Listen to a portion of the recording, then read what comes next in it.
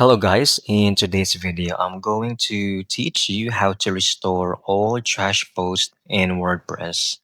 Let's begin. First, open your WordPress on your browser and sign in with your Google account.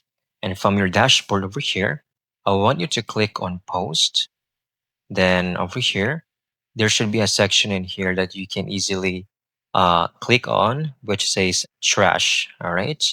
If you have successfully deleted posts, this option should be visible.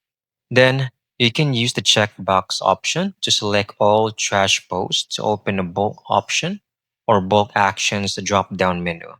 Click Restore from the menu to click Apply, and all of your trash posts will be restored instantly. That's it. You've successfully restored all deleted posts in WordPress in just a few clicks. I hope you found this video very helpful.